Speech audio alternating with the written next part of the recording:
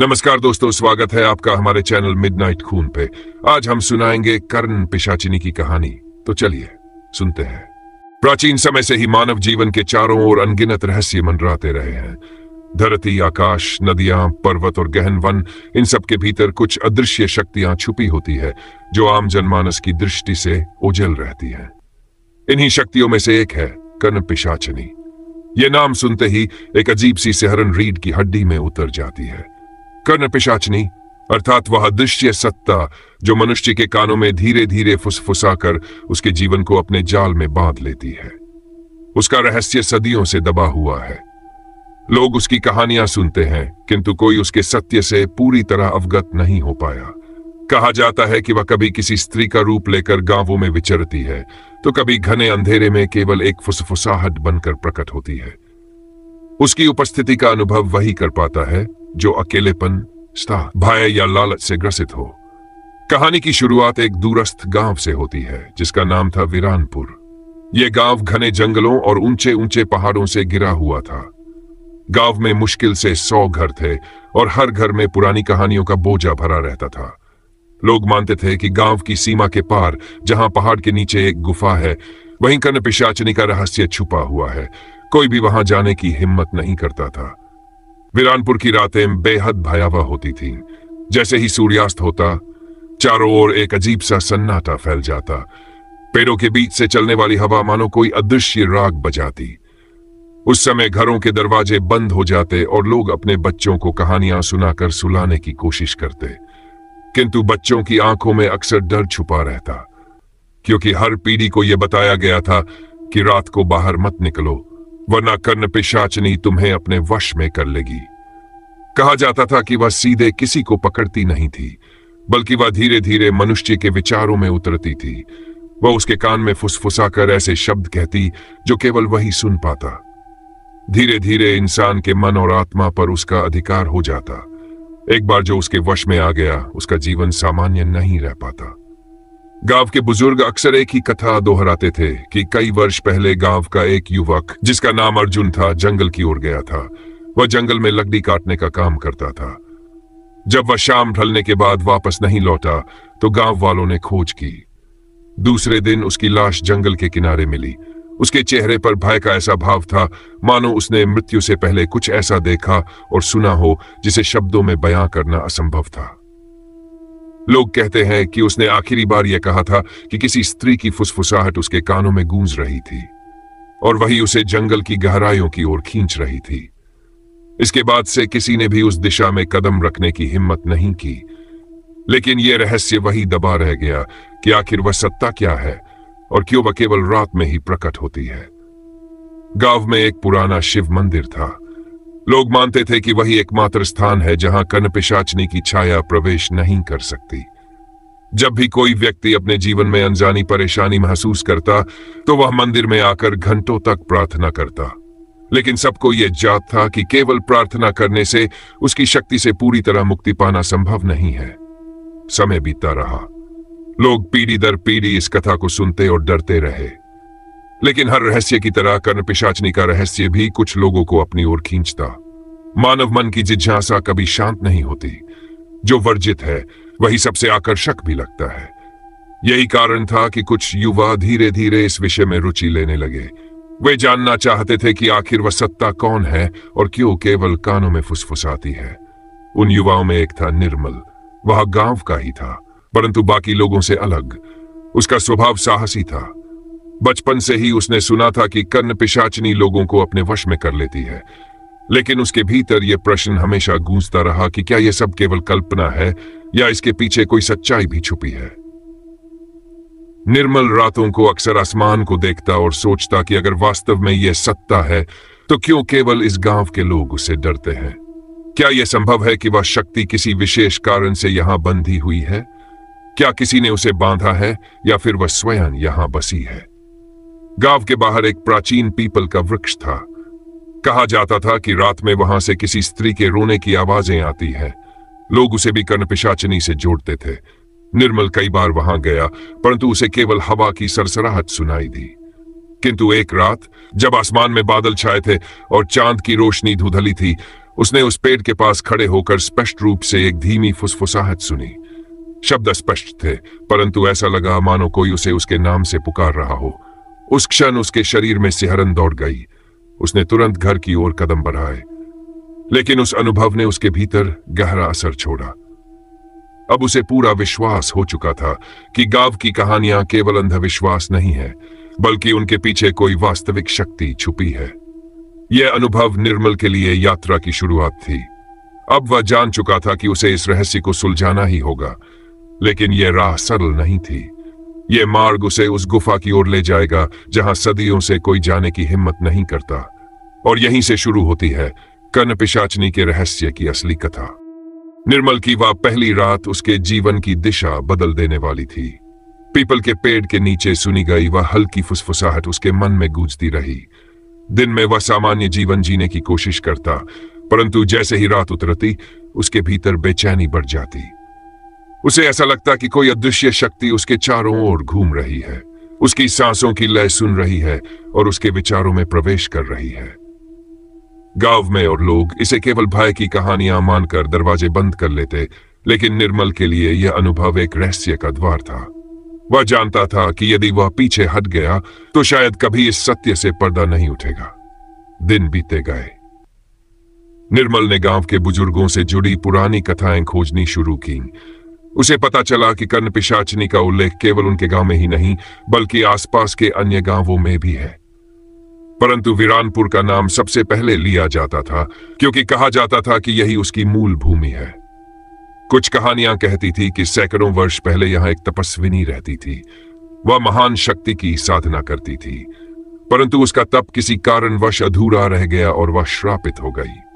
कुछ कहानियां कहती थी कि वह कभी एक राजमहल की दासी थी, जिसने राजपुरोहित के मंत्रों को गलत तरीके से साधा और अपने ही श्राप में फंस गई। चाहे जो भी सत्य हो, सब में एक बात समान थी, उसकी आत्मा अधूरी है और वह लोगों के कानों में प्रवेश कर उनके जीवन को निगल लेती है। गांव के दक्षिणी छोर पर एक श्मशान था। वहां अक्सर अजीब घटनाएं घटती थी। कोई कहता कि राख अपने आप उड़ने लगती है, कोई कहता कि बिना जले चिता पर आभासीय प्रकाश चमक उठता है। निर्मल कई बार वहां गया और हर बार उसे लगा कि कोई अदृश्य दृष्टि उस पर टिकी हुई है। एक रात वह अकेले श्मशान की ओर गया। चांद बादलों में छिपा हुआ था और आसमान धुंधला। हवा इतनी ठंडी थी कि सांस छोड़ने पर धुंध का छोटा बादल बन जाता। श्मशान की ओर जाते समय रास्ते में फैले पुराने बरगद के पेड़ अपनी टेढ़ी मेढ़ी डालियों से मानो किसी दैत्याकार प्राणी की तरह झुक कर देख रहे थे। जमीन पर सूखे पत्तों की परत थी और हर कदम पर उसकी चरमराहट अंधेरे में गूंजती थी।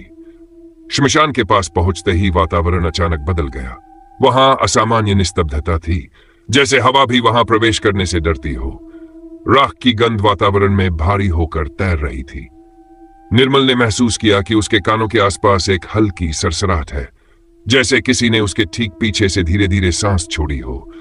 उसका दिल तेजी से धड़कने लगा, लेकिन वह पीछे नहीं मुड़ा।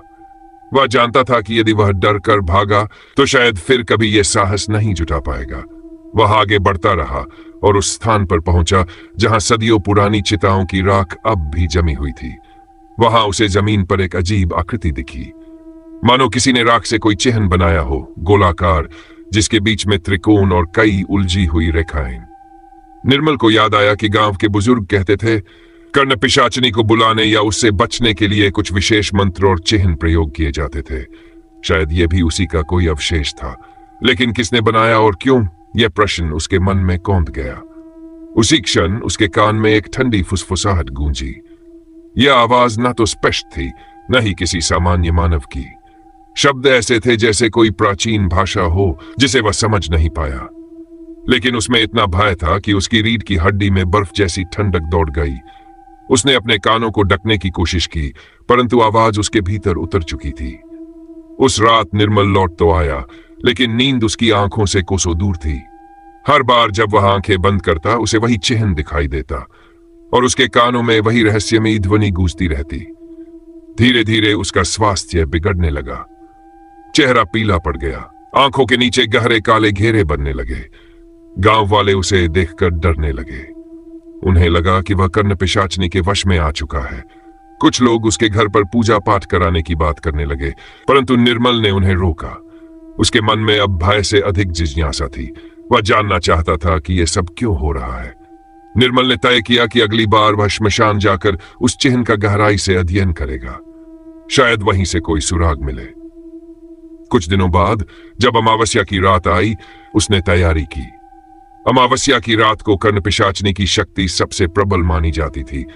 गांव वाले अपने घरों में दुबक गए थे। हर खिड़की दरवाजा बंद था। लेकिन निर्मल अकेले श्मशान की ओर निकल पड़ा।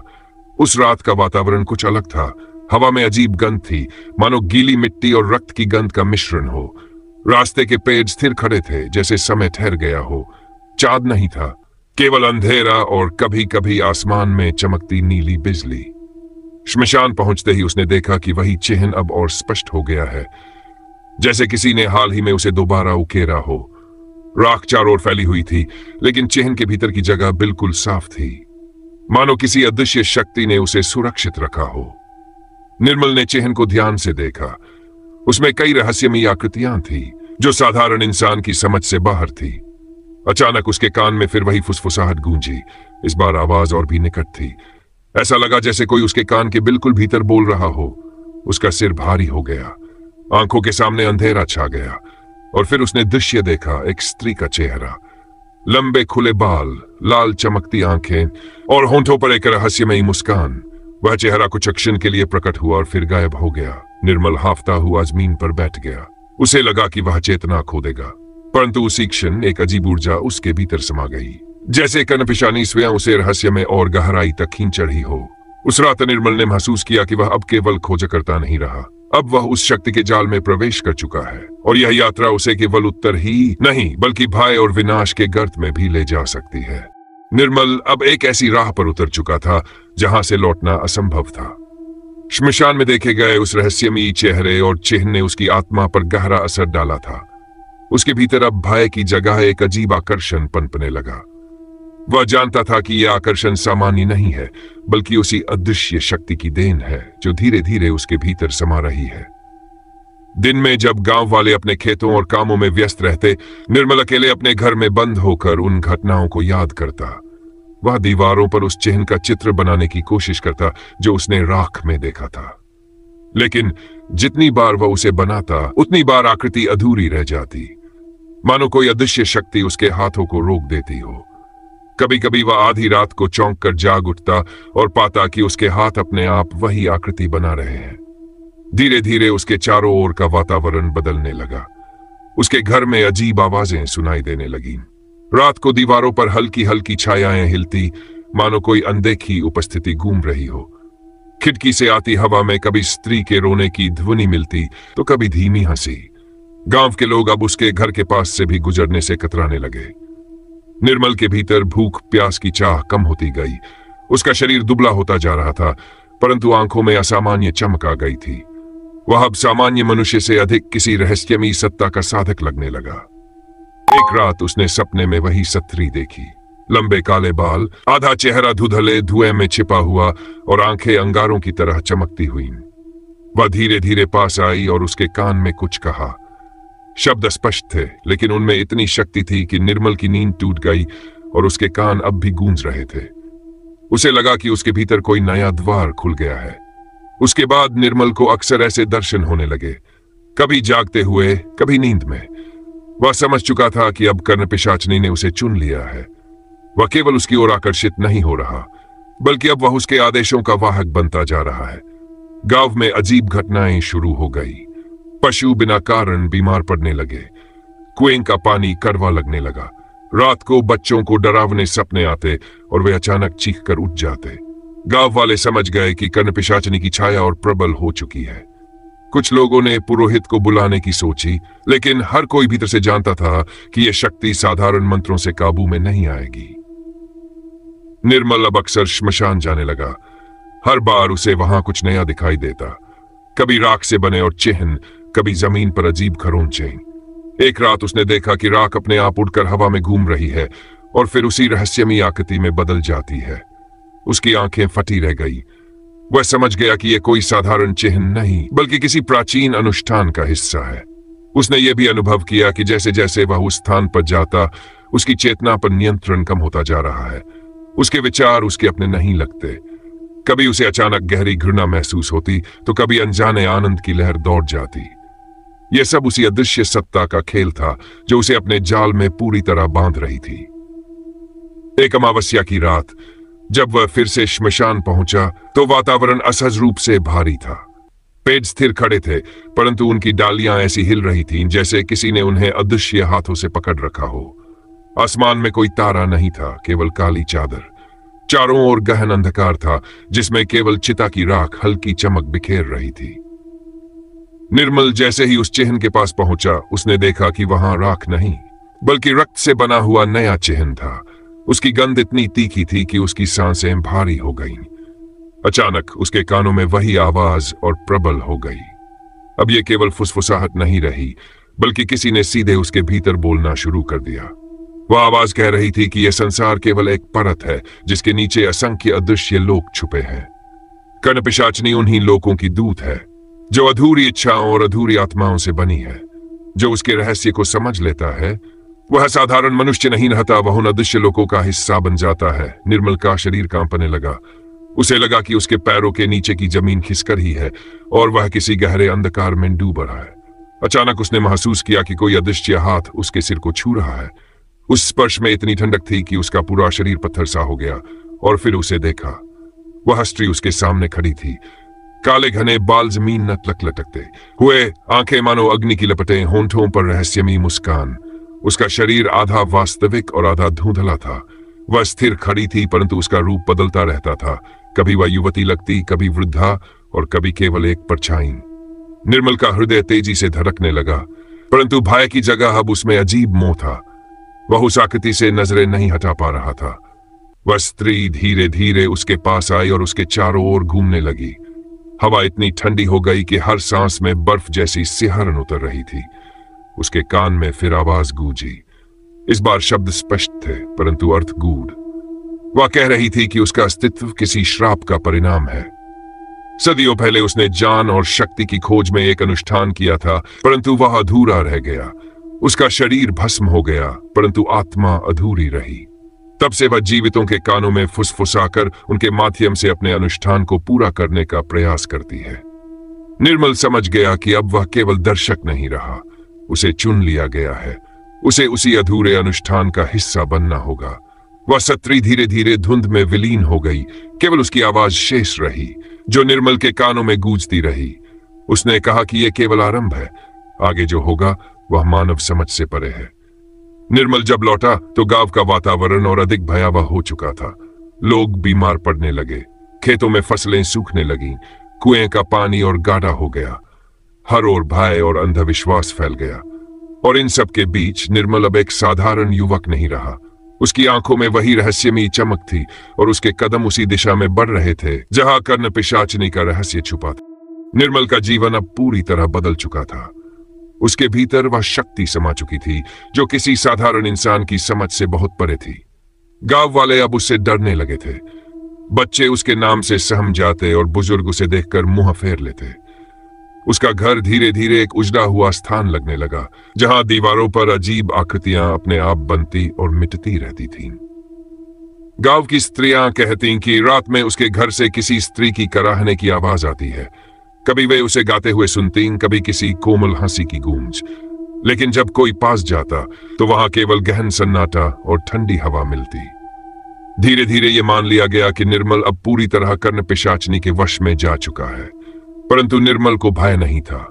उसके भीतर अब एक विचित्र शक्ति का अनुभव होता। उसके सपनों में जो स्त्री आती वह अब और स्पष्ट होने लगी थी। कभी वह उसके चारों ओर घूमती, कभी उसकी आंखों में गहराई से झांकती और कभी उसके कानों में अनसुने मंत्र फुसाती। हर बार वह जागता तो उसे लगता कि उसकी आत्मा का एक हिस्सा उस अदृश्य सत्ता को अर्पित हो चुका है। श्मशान अब उसका दूसरा घर बन गया था। हर अमावस्या की रात वह वहां पहुंचता।